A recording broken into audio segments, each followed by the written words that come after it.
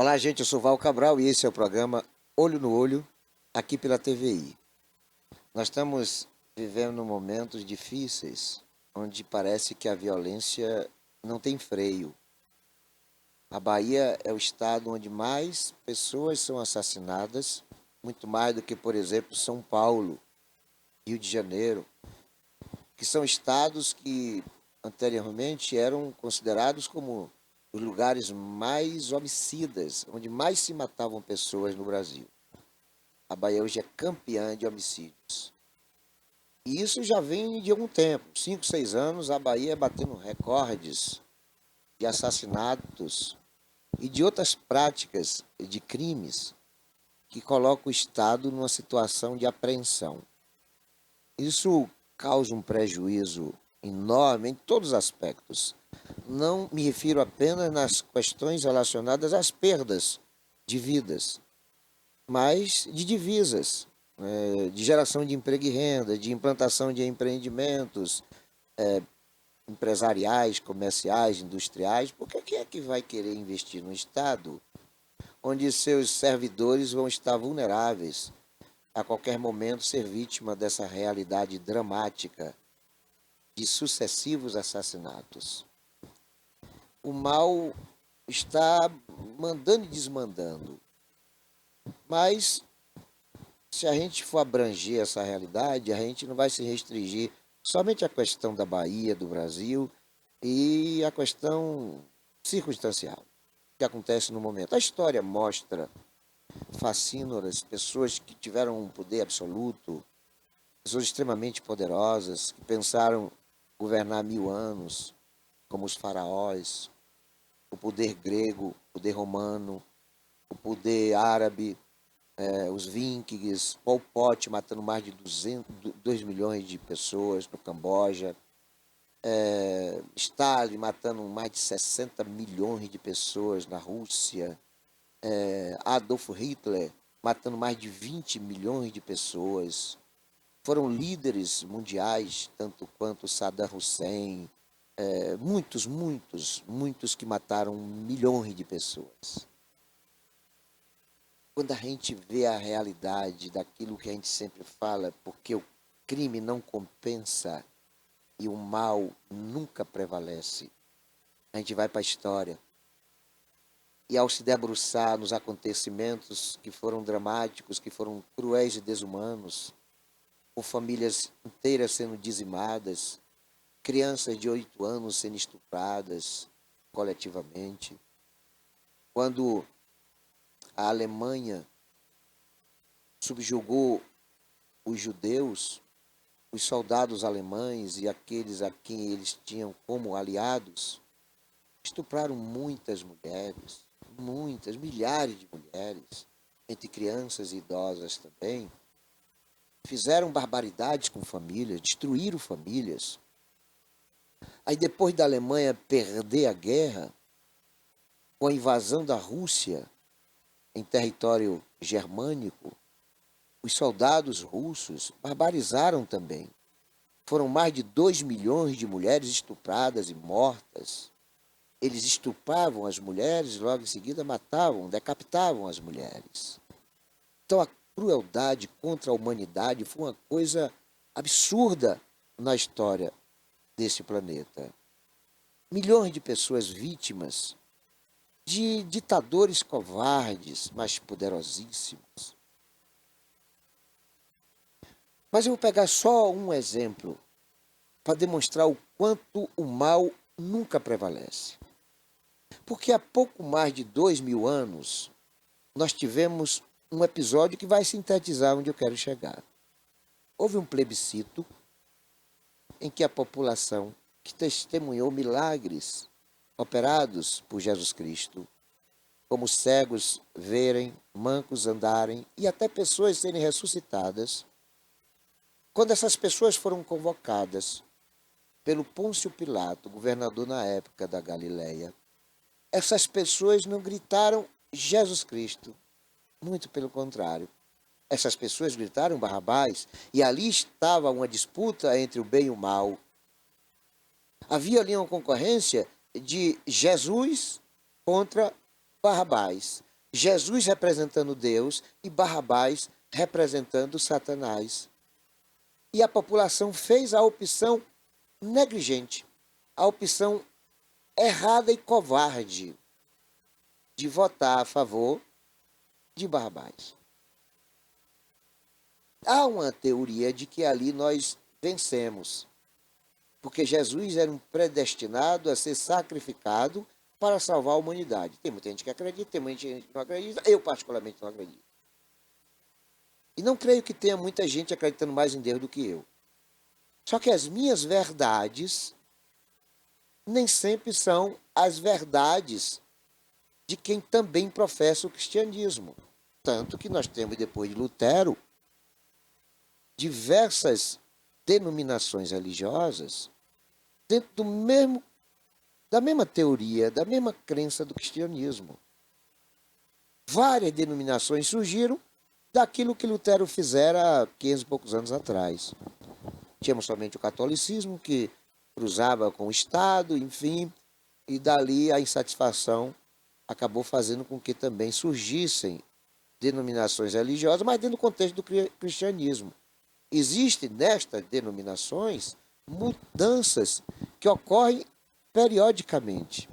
Estava recentemente conversando com um amigo, ele que é da Igreja Assembleia de Deus, e eu disse para ele que há 40 anos atrás a Igreja Assembleia de Deus não aceitava que as mulheres usassem calça, hoje aceita. Mulheres podem se maquiar. Situações que há 4 décadas atrás eram inimagináveis dentro da denominação Assembleia de Deus. E assim as outras também. Várias denominações. Então as pessoas acabam, sabe, nesse conflito entre o bem e o mal, sem entender muita coisa, porque na sua própria crença existem mutações. Mas tem uma coisa que não muda e que nunca vai mudar. Podem as denominações permitirem ou não uso de maquiagem, de roupas, sabe, de pendulicários qualquer, mas uma coisa eu tenho convicção que nunca vai mudar. É a de que o bem sempre vai prevalecer. Sempre vai vencer. De uma forma ou de outra. Custe o que custar e leve o tempo que levar, o bem sempre vai prevalecer. E a maior prova disso é que nós temos, e aí eu vou me até ao Brasil, nós temos 5.570 municípios. Em nenhum desses municípios, Jesus pisou os pés. Em nenhum desses municípios, Jesus operou os milagres enquanto seus 33 anos de vida terrestre, vida física, vida humana. Em nenhum desses municípios, quem quer que tenha sido os nossos ancestrais, testemunhou Jesus Cristo operar milagres. Mas não há um só município neste país que não tenha um logradouro público, uma praça, uma rua, uma avenida, um prédio, um teatro. Não tem um só município que não tenha um monumento, uma referência em homenagem a Jesus Cristo. Sempre tem ali bairro Monte Cristo, Rua de Jesus, bairro Jesus, bairro do Cristo, bairro Pai do Céu. Sempre tem em todos os municípios, sem exceção. Não é uma só. São muitas, muitas referências a Jesus Cristo. Muitas. E aí eu estenderia aos santos, né? Porque muito dificilmente você vai ver também um município que não tenha referência a Senhor do Bonfim, a Santa Bárbara, a Santa Rita, e aí vai, sabe? Muitas, muitas, muitas referências àquilo que adveio de Jesus Cristo.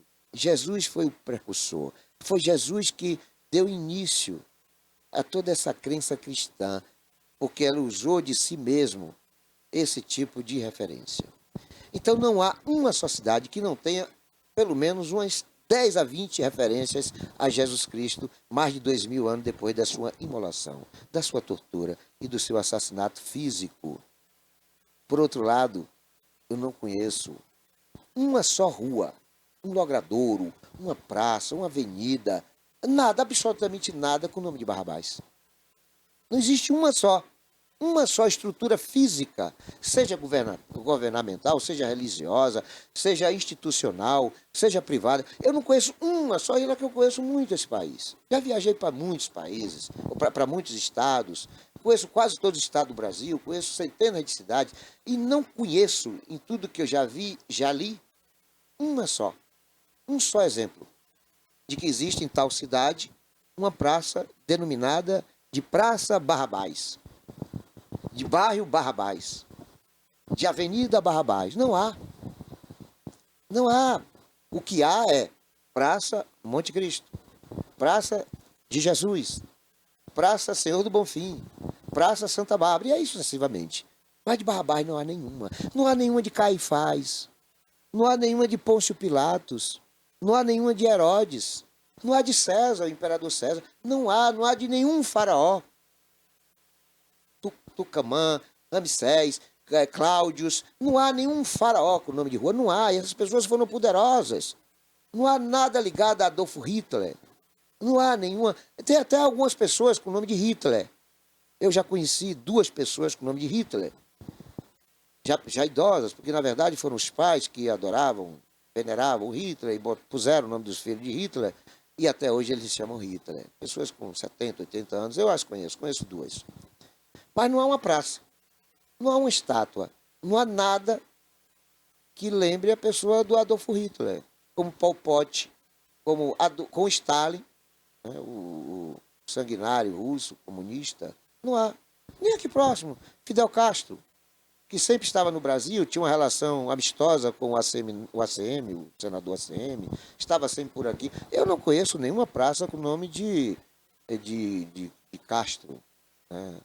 E do irmão dele. Eu não conheço nada, nada, absolutamente nada, venerando esses caras que mataram muita gente. Muita gente. Às vezes eu vejo estudantes com camisa com a esfinge de Che Guevara e eles não sabem quem foi Che Guevara, né? Che Guevara perseguiu os homossexuais, e o que tem de homossexuais usando a imagem de Che Guevara em camisetas, não está no gibi. Che Guevara é um cara que matou muita gente, é endeusado por muita gente que se diz cristã, que se diz humanistas.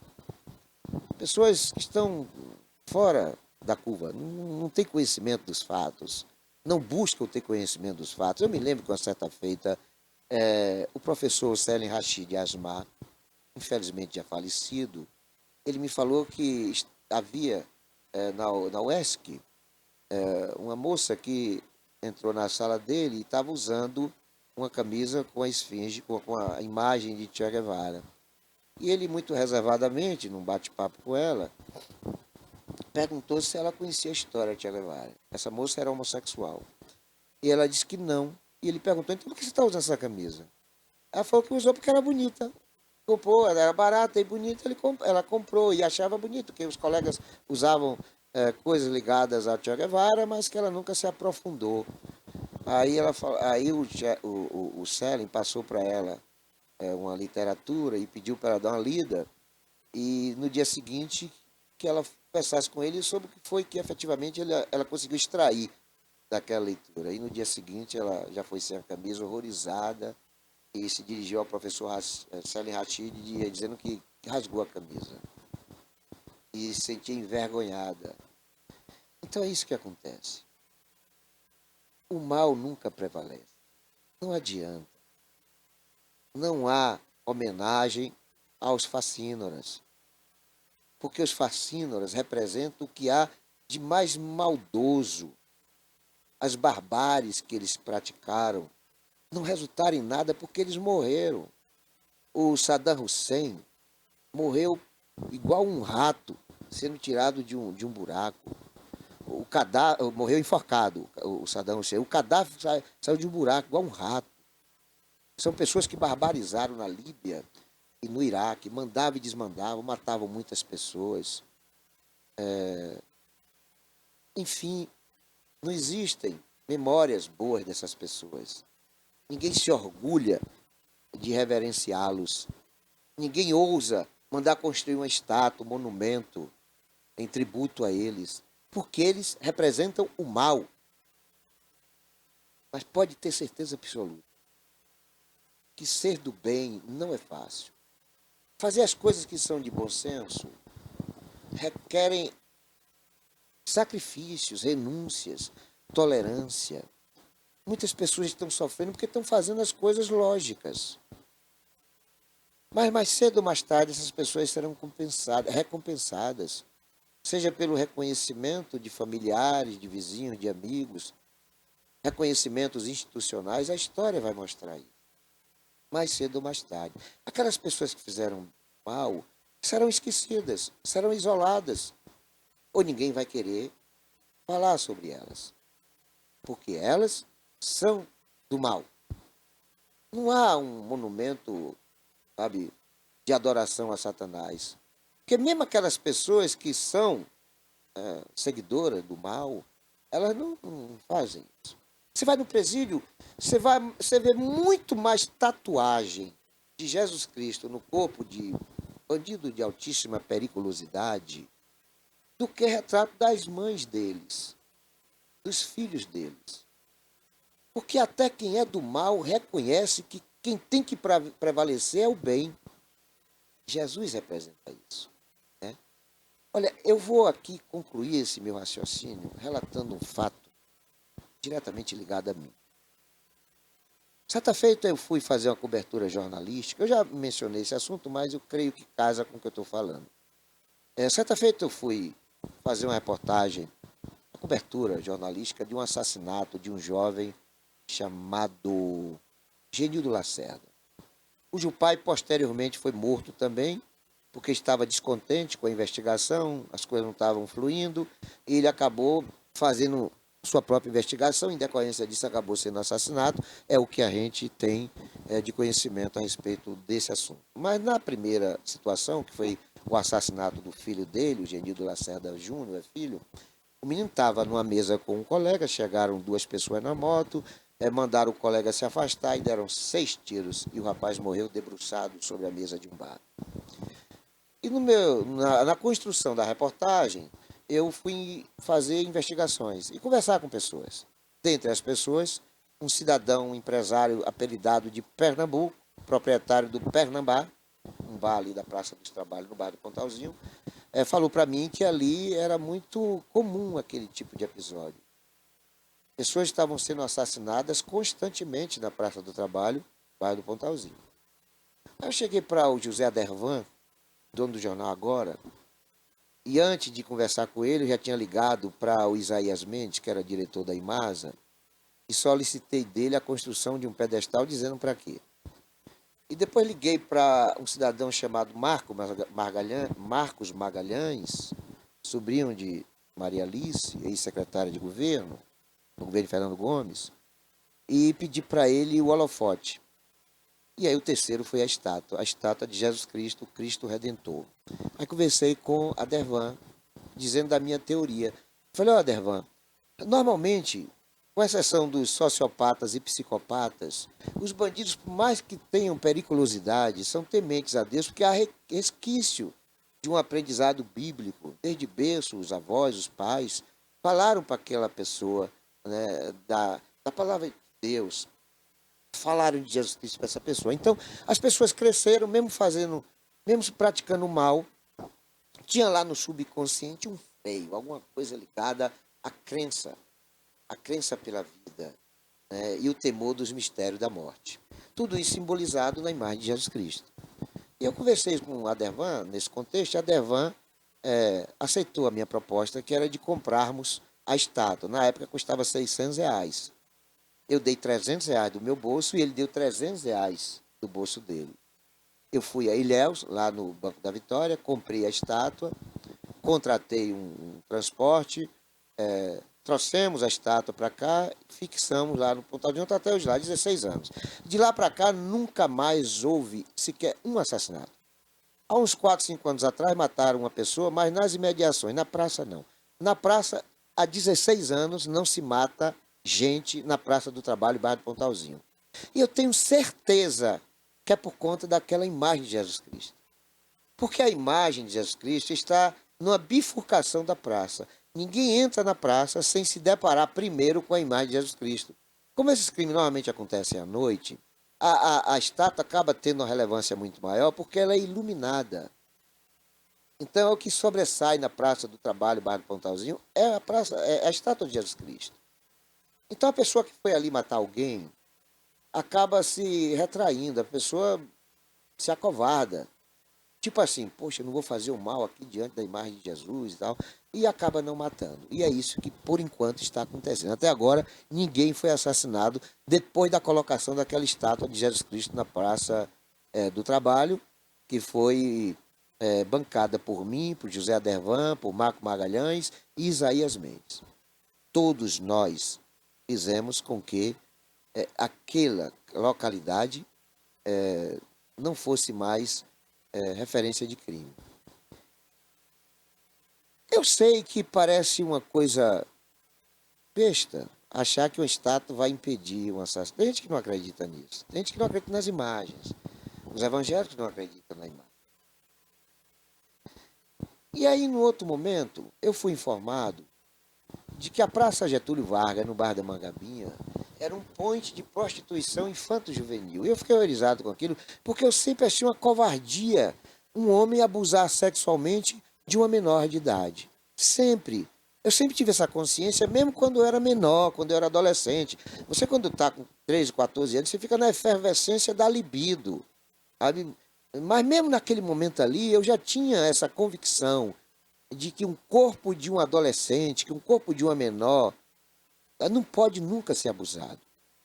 E aí, quando eu soube disso, aí eu não procurei ninguém, eu mesmo fui e coloquei lá, comprei a estátua, lá no mesmo lugar, no Banco da Vitória, e coloquei a estátua lá no bairro, na Praça Getúlio Vargas, no bairro da Mangabinha. Posteriormente, uma maluca lá quebrou a estátua. A estátua, embora seja de concreto, ela não aguenta muita pancada. Uma maluca jogou paralelepípedo e acabou quebrando a estátua. E dois empresários, que até hoje eu não sei quem são eles, repuseram a estátua. Foram lá em Ilhéus, que é só lá onde vende, e compraram e puseram no mesmo local. Aí agora, mais recentemente, acho que é um ano e poucos meses atrás, a prefeitura decidiu fazer uma reforma na praça. Sabendo disso, eu procurei a secretária Sônia Fontes e falei para ela que a estátua não podia ser tirada de lá, porque a estátua não pertencia ao patrimônio da municipalidade. A estátua foi um presente meu e posteriormente de dois empresários, portanto, a estátua pertencia à comunidade, nem a mim mais, nem aos empresários. Aquela estátua de Jesus Cristo na Praça Getúlio Vargas, na Mangabinha, pertence ao povo da Mangabinha, ao povo de Itabuna e a quem quer que esteja diante dela. Aí depois eu fiz uma terceira estátua. Eu comprei uma terceira estátua, porque a ideia era colocar no bairro do Pontalzinho, no bairro da Conceição, Praça dos Capuchinhos, que é onde eu resido, né, desde quando nasci. Você sai da ponte, saindo do centro da cidade, e você se depara também com a bifurcação. Ali eu imaginei colocar uma estátua do Cristo. Mas aí vieram vários prefeitos, né? Fernando Gomes, depois Vane, depois Fernando Gomes de novo, não, Fernando Gomes, depois Azevedo, depois Vane, depois de novo Fernando Gomes, enfim. E sempre ele dizendo que era para não colocar, até porque tem que ter autorização do município, né? Porque eles iam fazer uma reforma. Essa reforma nunca saiu. Aí foi feita agora recentemente. Só que como eu já tinha comprado a estátua, aí eu peguei e coloquei a estátua no cemitério, no mausoléu da minha família. Eu sempre pinto as estátuas de verde, que normalmente o Cristo Redentor é pintado de branco. Eu fiz ela de verde. Que verde simboliza a esperança. Jesus Cristo é a esperança, embora branco significa a pureza. E aí coloquei, é a única estátua de Jesus Cristo, estátua de 2 metros, está lá, né, no mausoléu da minha família, no cemitério. Aí eu fui para trabalhar em Eunápolis. Eu fui convidado para ser gestor de esporte, juventude e cultura em Eunápolis. E lá, todo mês, eu tirava R$ 1.700 para construir uma estátua.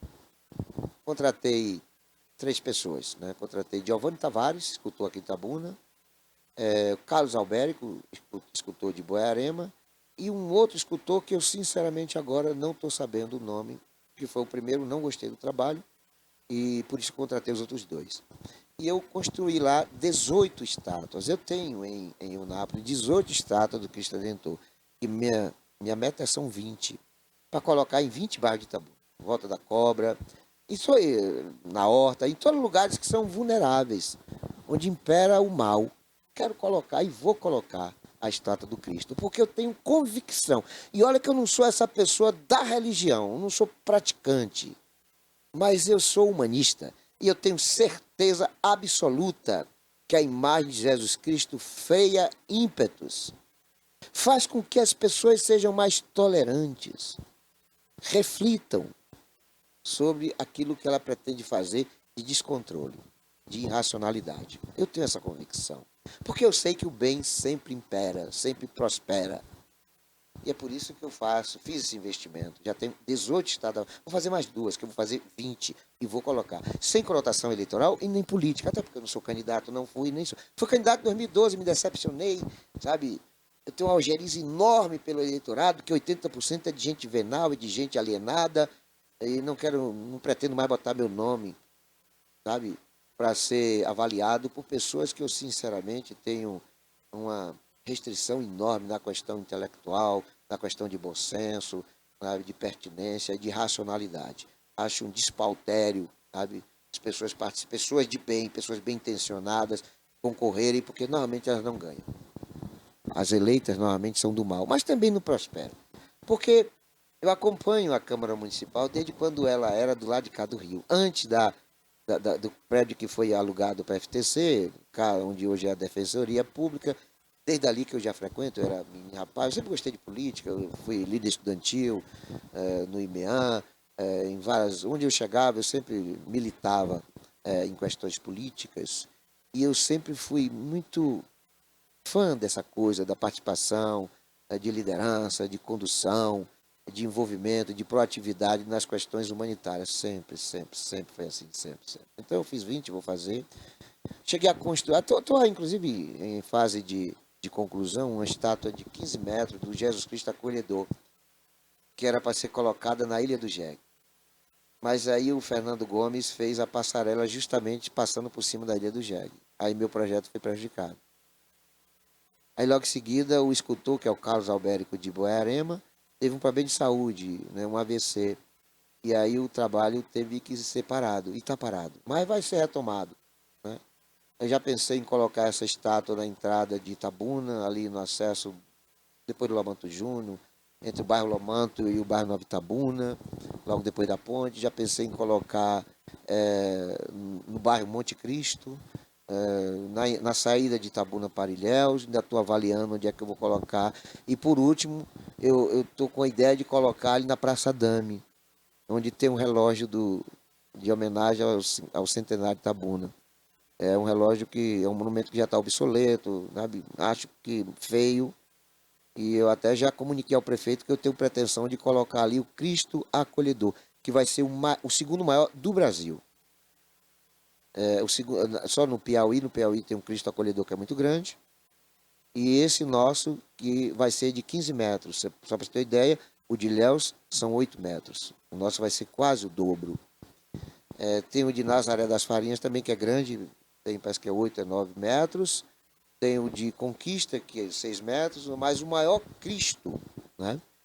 O maior monumento do Cristo Acolhedor vai ser aqui em Itabuna, e eu pretendo colocar na Praça Adame. Projeto que já está 80% formatado, construído, está no galpão em Boiarema. Galpão do artista Carlos Albérico, que foi quem eu contratei para fazer a construção. Então, por que eu faço isso? Por conta da minha convicção de que o bem tem que prosperar. E toda vez que tem a marca do bem, no logradouro público, numa praça, numa rua, sempre, sempre vai ali imperar o bem. O mal não vai prosperar. Tenho essa convicção. Eu vou a um breve intervalo, é coisa muito rápida. É um pelar e um pecar.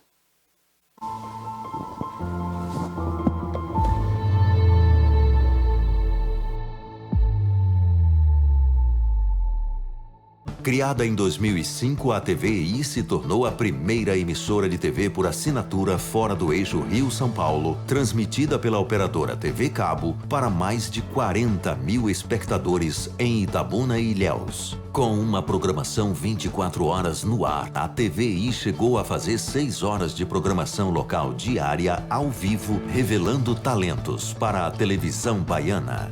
Inserida na Lei do Cabo, a TVI passou a integrar o seleto grupo de TVs com programação qualificada junto à Ancine e contribui com a capacitação do mercado audiovisual da Bahia para a captação de recursos para a produção de minisséries, reality shows, documentários e outros produtos de entretenimento para as mais variadas plataformas. Equipada com estúdios de áudio e vídeo e modernas ilhas de edição, a TVI também está preparada para trabalhar no jornalismo factual local, inclusive utilizando sua unidade móvel SDNG.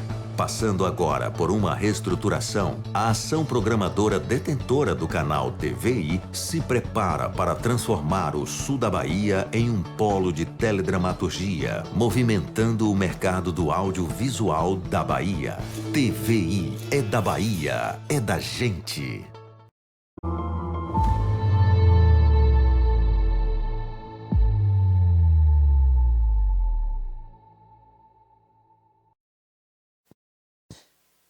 Olá, gente, eu sou Val Cabral e esse é o programa Olho no Olho aqui pela TVI. Olha, eu quero neste bloco abordar uma questão que tem sido motivo de muita preocupação, não só da minha parte, mas de todos que têm bom senso. É a questão da violência doméstica, do feminicídio, do desrespeito às mulheres. Estou ouvindo aí agora a notícia de que Itabuna vai contar com a Secretaria da Mulher. Existe a Lei Maria da Penha, existem diversas intervenções institucionais que contribuem para que a mulher tenha um enfrentamento mais tranquilo nessa questão da violência contra elas. E é necessário que isso aconteça. É preciso que os governos invistam não somente no combate à violência, mas também na mudança de raciocínio. Porque o agressor, embora não possa ser tido como uma vítima, qualquer que seja a origem daquela sua perturbação e irracionalidade, ele tem que também ter um processo de tratamento. As pessoas surtam, as pessoas estão habituadas a tratarem a mulher, a pessoa que eu digo desse nível, né? Tratar a mulher como se fosse um objeto. Então, essas pessoas também devem passar por um tratamento. Não é só a questão da punição, né, que tem que acontecer também. O indivíduo bateu, espancou, agrediu a mulher, ele tem que ser punido por isso. Mas essa punição requer que ele passe por um tratamento. Ou seja, ele tem que ser investigado, processado, condenado e preso, mas no período em que ele estiver mantido como preso, ele deve passar por um aprendizado, por uma conscientização, por um programa que faça ele compreender que ele não pode reincidir naquela prática. Porque por mais que ele seja condenado, ele deve passar o quê? 3 anos no máximo, encarcerado, no máximo. Aí ele vai ser liberto. Uma vez livre, ele vai voltar a se envolver com outras mulheres. Será que aquele comportamento anterior não será repetido? Então o governo tem que ter essa cautela. Tem que cuidar do cara também. Tem que punir o cara e tem que cuidar da cabeça do cara. Uma coisa que me surpreendeu é que naquele episódio do crime do motoboy em São Paulo, o jeito que matou mais de 8 mulheres, assim que ele foi preso, e só foi descoberto por uma investigação de uma jornalista, não foi a polícia, foi a imprensa que chegou até ele, sabe? E acabou esse assassino sendo preso. Então, ele recebeu mais de 200 cartas de mulheres apaixonadas por ele na primeira semana que ele estava preso. Olha que absurdo! Olha que absurdo uma mulher saber que o indivíduo cometeu barbaridades, estuprou mulheres, sabe? asfixiou mulheres, torturou mulheres, mutilou mulheres, matou mulheres. Aí o sujeito é preso, a imprensa nacional faz uma cobertura profunda sobre o assunto, mostrando as crueldades que ele praticou, e ainda assim a mulher manda uma carta dizendo que está apaixonada por ele. Está procurando um sarna para se coçar. Está sendo facilitadora de uma coisa que vai ser ruim para ela. Então as mulheres também têm que entender, as mulheres desse tipo aí também têm que entender que tudo tem seu limite. Como é que eu vou me envolver com uma pessoa que eu sei que não tem controle, que é uma pessoa irracional, que é uma pessoa criminosa, de altíssima periculosidade? Olha, eu nunca namorei com uma mulher que fuma. Eu estou no terceiro casamento. Eu nunca tive relacionamento com mulheres que fumam. Primeiro que eu acho o cigarro muito fedorento, né? Segundo, eu sei que as pessoas que fumam não têm longevidade. Vai morrer cedo, vai morrer de câncer de pulmão, sabe? Fumou é um suicida. E eu, como sempre, busquei relações duradouras, embora esteja no primeiro casamento. Desde o meu primeiro casamento, eu lamentavelmente perdi minha primeira esposa recentemente, a Mônica. Mas eu sempre entrei nas relações querendo permanecer até a morte. Então eu não podia me envolver com a mulher que fuma. Então eu nunca tive relacionamento com mulheres que fumam. Eu nunca tive relacionamento com mulheres que eu sabia que não seriam da minha confiança. Mas aí as pessoas facilitam demais. Eu me recordo que eu, certa feita, publiquei uma matéria de uma notícia que eu peguei na TV de uma mulher que largou o marido e 20 dias depois estava convivendo com o amante.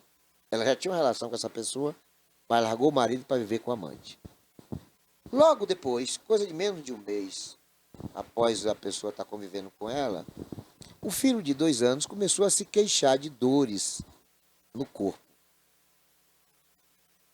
A criança, a ser levada a um posto de saúde, percebeu-se através de um raio-x, de uma tomografia, que havia no corpo dela um conjunto de agulhas, mais de 40 agulhas, porque o padrasto, o amante que se tornou marido da mulher que largou o marido para viver com ele, é que estava introduzindo as agulhas na criança, uma criança de 2 anos. E aí eu fiz a reportagem, eu estava no rádio, e eu me lembro que eu botei pocando mesmo, porque eu chuto nos testículos situações como essas. E aí eu condenei bastante, né? Eu falei, ó, esse indivíduo, ele tem que ser condenado, ele é culpado, mas aí também há um adendo. A mulher dele, a esposa dele, é responsável por tudo isso. Ela não é culpada, ela é responsável. Porque como é que uma mulher larga o marido para 2 meses depois colocar o amante dentro de casa, ela com o filho? Eu conheço vários casos assim, vários casos, sabe, de estupro de enteadas, vários. Mas eu estou citando esse caso porque ele foi muito cruel, uma criança de 2 anos. Cidadão, vírgula, o bandido foi preso. Mas esse caso foi terrível. Já um outro, muito próximo dessa ocorrência, o indivíduo que tinha ficado preso 4 anos e 8 meses por ter estuprado 2 filhas, voltou a ser preso porque estuprou a enteada de 15 anos. E aí eu também falei, ele é culpado, deve ser condenado, deve ser preso e tal, mas a mãe é responsável. Porque como é que uma mulher que tem uma filha de 15 anos bota para morar consigo, sob o mesmo teto em que está uma filha de 14 anos, 15 anos, um indivíduo que estuprou 2 filhas? Porque se ele não zelou pelas filhas, o que é que ele não seria capaz de fazer com a enteada? E fez. Foi preso como estuprador. Então, existem algumas mulheres que são facilitadoras das suas próprias dores, dos seus sofrimentos, porque não tem discernimento, não tem controle, não tem equilíbrio racional. Não dimensiona a vulnerabilidade de se envolver com pessoas erradas. Mulheres que vão numa boate, 1 hora depois está praticando sexo com gente que ela nunca viu na vida até então. E o que é pior, sem se cuidar. E aí vem gravidez indesejada, gravidez precoce, e infecções sexualmente transmissíveis, além do HIV/AIDS, ou com o HIV/AIDS. Então, são pessoas de uma irresponsabilidade desmedida. São pessoas que não têm um mínimo de bom senso. Porque eu não posso conhecer uma pessoa numa boate, por mais bonita que seja aquela pessoa, por mais agradável, simpático, carismática, charmosa que seja aquela pessoa, e uma hora depois estar no motel praticando sexo com essa pessoa e de maneira não preventiva. Isso é uma coisa absurda. Mas, infelizmente, é coisa corriqueira, coisa que está acontecendo. Vá numa festa de rodeio, de uma cavalgada, vá numa festa, sobretudo quando é rural, quando é distante da cidade, sabe? Que você vê os casais saindo para terem relações sexuais nas imediações do espaço onde o evento está acontecendo. Vai nos veículos, você vê o absurdo. Tem mulheres que pegam um carinha ali, gostou do cara, sai com o cara para transar, depois volta, já pega um segundo, já pega um terceiro. O que é que essa mulher está procurando? O que é que vem dali? O que é que vai sair desse tipo de comportamento? Nada que presta. Não vai sair nada que presta. Eu me lembro quando eu era adolescente, eu tenho 63 anos. Quando eu era adolescente, eu comecei a namorar com 13. E eu me recordo quando eu estava afim de uma garota, seja colega de escola, seja vizinha, seja, enfim, né, ali da comunidade, quando eu não me dirigia diretamente a ela, eu fazia isso através de uma amiga dela, que era também minha amiga. Né? Ela funcionava como minha intermediária. E aí eu perguntava se a menina tinha interesse em namorar comigo. Todas respondiam para mim, o que respondiam para todos os outros garotos daquela época. Olha, semana que vem eu dou resposta. Ela já estava afim de namorar comigo, sabe? E eu afim de namorar com ela. Mas era um ritual, né? Na semana que vem eu dou a resposta. E normalmente a semana seguinte era da resposta positiva. A gente começava a namorar.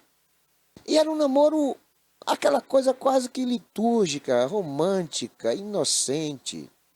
Não havia. Cara, o beijo não era beijo de esôfago, de língua, de goela. Não, era um beijo suave. Às vezes um pitoque.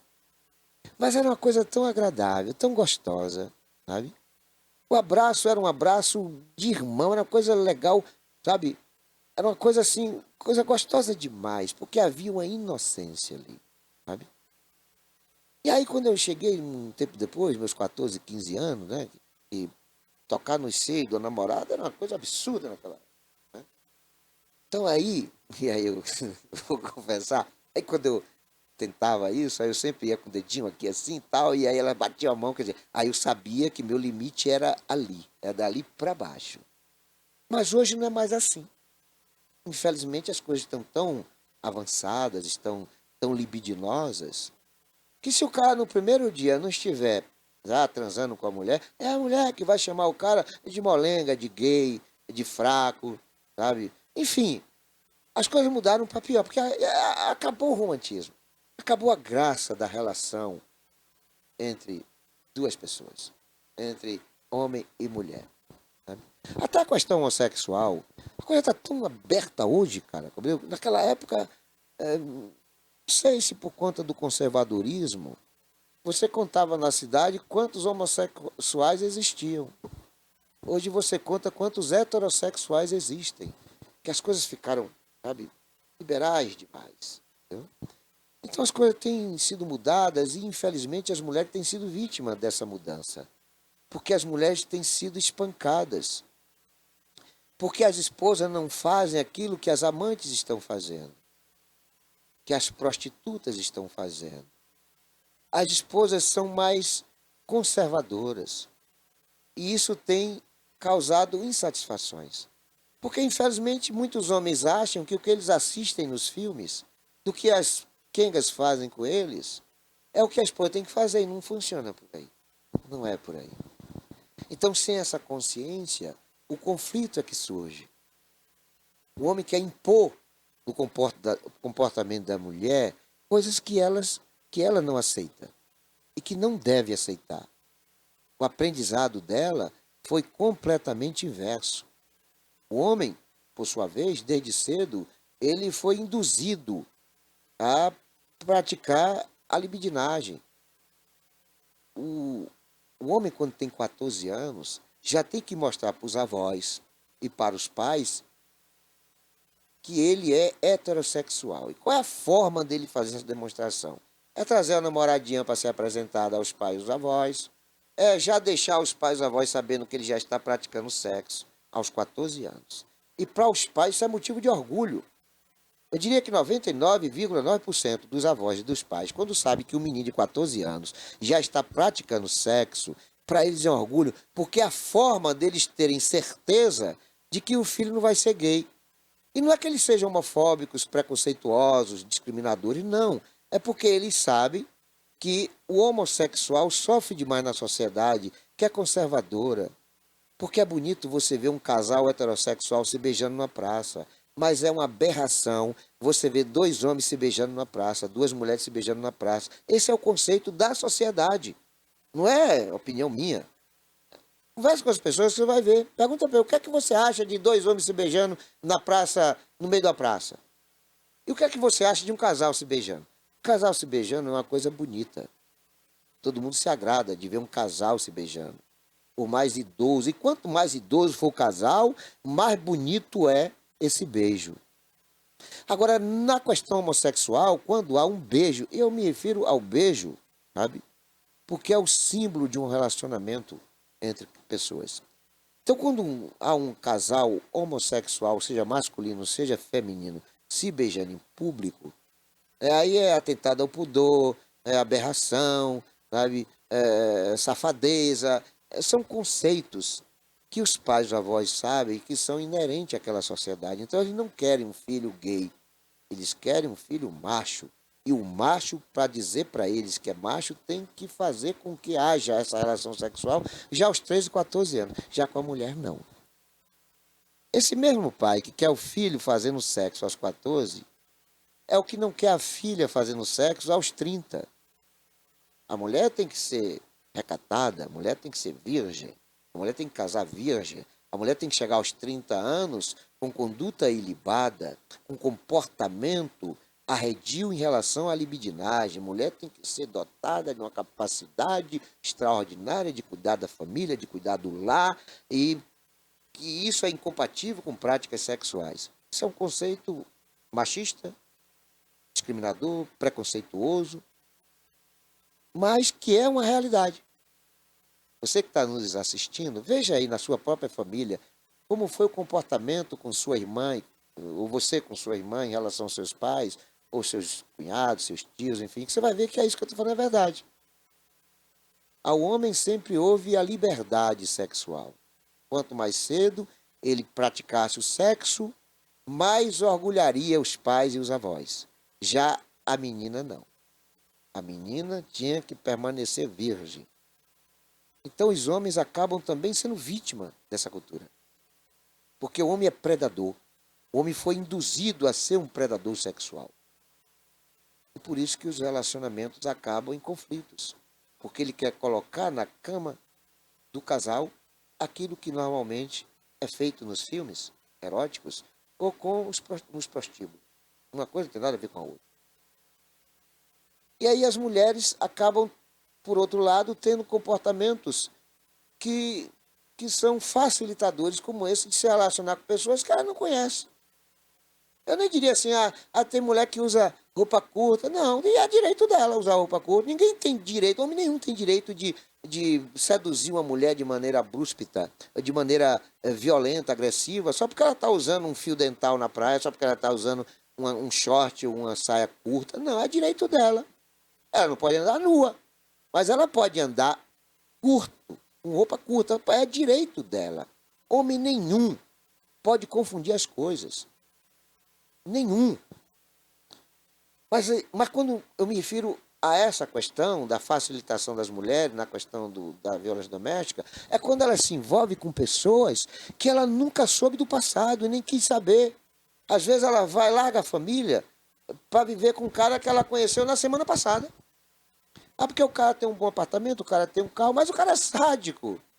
O cara, sabe, tem práticas abusivas, práticas sexuais abusivas. O cara, ele é arrogante, um desrespeitador, é um espancador de mulher. E a mulher vai descobrir uma semana depois, quando já está convivendo com ele. Então é isso onde eu quero chegar. Eu quero dizer que, infelizmente, algumas mulheres são facilitadoras do sofrimento e das dores a que elas estão submetidas. Porque foram elas que procuraram sarna para se coçar. Mas nada justifica. Mesmo dentro desse contexto, o homem que agride mulher, o homem que espanca mulher. E quando eu falo agressão, não é só física não, viu? Xingamento também. Porque xingar uma mulher é praticar violência doméstica. Porque há aí um desrespeito à parceira, que normalmente é mais frágil. O homem normalmente é mais forte. Não que a mulher seja sexo frágil, mas o homem fisicamente é dotado de melhores condições de enfrentamento, um confronto físico com a mulher. E ele acaba, por ser violento, usando isso como forma de submeter a mulher a uma condição de refém aos seus desejos, aos seus interesses, às suas vontades. Então é preciso que o governo faça a sua parte, no sentido de criar projetos, programas de acolhimento das mulheres violentadas, espancadas e seus dependentes. É preciso que a justiça seja mais implacável com homens abusadores. É preciso que as mulheres sejam mais cautelosas, seletivas, que não se envolvam com pessoas só por conta de um corpo bonito, porque o corpo bonito de hoje é o corpo feio de amanhã, porque inevitavelmente as pessoas vão envelhecer, bunda vai cair, peito vai cair, o cabelo vai ficar branco, o dente vai apodrecer, enfim, sabe? Mas o que deve perdurar é a boa convivência. E a boa convivência não está relacionada às questões físicas, são mais questões de entendimento das pessoas, de comportamento das pessoas. Então é preciso que as mulheres também sejam cautelosas, não se relacionem com pessoas que elas não saibam de onde veio, com quem se relacionou anteriormente, porque um homem que saiu da cadeia por ter matado a mulher é uma péssima opção para casamento. Um homem que já teve mulheres anteriores dando queixa na delegacia por serem espancadas por ele é uma péssima opção para relacionamento. Um homem que bateu na mãe, pronto. Ixi, esse de bater na mãe, não precisa nem ser qualquer tipo de jeito. Bateu na mãe, xingou a mãe, não serve nem para ser amigo. Porque a mulher que vai se envolver, vai se casar com um cara que ela sabe que bateu na mãe, que ela sabe que xinga a mãe, o que essa mulher está procurando? Então é preciso que nós saibamos separar o joio do trigo, para que depois nós não sejamos vítimas das nossas decisões, daquilo que a gente poderia fazer diferente. Porque o que está acontecendo circunstancialmente ali não retrata aquilo que nós pretendemos para o resto da nossa vida. Essa é a minha opinião e vamos a um breve intervalo. É coisa muito rápida. É um pelar e um pecar.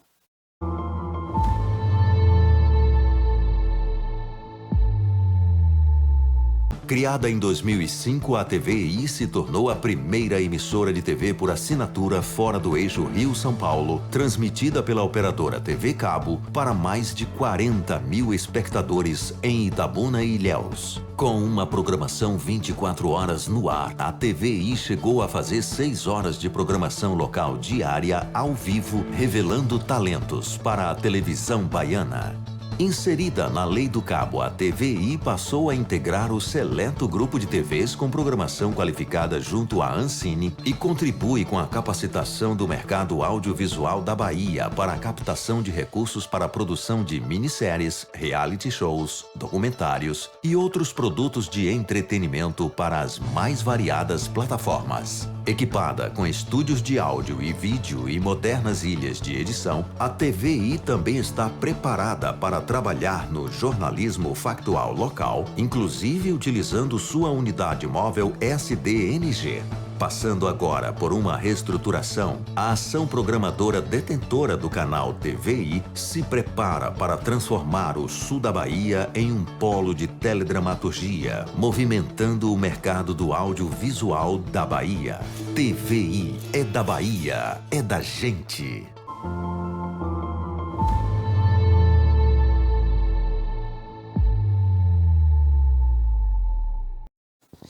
É isso, a gente, Val Cabral, e aqui é o programa Olho no Olho pela TVI. Hoje eu fiz abordagem de temas relacionados, por exemplo, o mal que não prevalece e as mulheres facilitadoras por relacionamentos precoces. E quero iniciar o programa de hoje falando do professorado, né? Eu sou de uma época em que o professor é tido como segundo pai, a professora é a segunda mãe. Nós as venerávamos. Era inimaginável um estudante jogar um papel nas costas da professora que estava no quadro fazendo seu riscado. Era impossível acontecer isso, porque o restante da classe jamais permitiria. Então, o que a gente vê hoje é uma violência desmedida de alunos contra professores. Professores com dente quebrado, com braço quebrado, professores assassinados por alunos. Então, essa coisa é uma coisa tão estúpida, estúpida, porque essas pessoas não têm consciência do que significa isso. Porque o professor é o nosso cuidador. O professor não é educador, educador é a família, educador é a religião, é a sociedade. O professor é quem nos orienta, é quem nos capacita, é quem nos dá conhecimento. Aí o indivíduo vai para a sala de aula para brigar com o professor, para espancar um professor. Isso é um indivíduo irrecuperável. É uma figura tem uma conotação de bandido de altíssima periculosidade. Na minha época não existia isso, era impossível. Um colega meu, por maior que fosse fisicamente do que eu, jamais faria isso, porque eu não permitiria. Nunca. Se eu tivesse que usar violência para impedir que ele fosse violento com a professora, pode ter certeza absoluta que eu ia quebrar a carteira, que eu ia quebrar a cadeira, que eu ia quebrar um pau na cabeça dele, mas eu não ia permitir, embora eu seja contra a violência. Mas, infelizmente, às vezes, a violência é o único mecanismo de você parar a violência, sobretudo contra uma pessoa inocente. Tem muito essa minha teoria aí. Então, eu quero agradecer a todos que estão sempre nos prestigiando com a audiência, dizer que o programa Olho no Olho, na verdade, é um canal de externar aquilo que nós temos de consciência, de conhecimento, de dogmas, de posicionamentos ideológicos, políticos também, buscando sempre essa sinergia com o telespectador. Quero agradecer a todos que têm sempre nos prestigiado com a audiência e nos colocar sempre à disposição. Valeu, gente. Fiquem todos com Deus e nunca se esqueçam de que Jesus é o caminho, a verdade e a vida.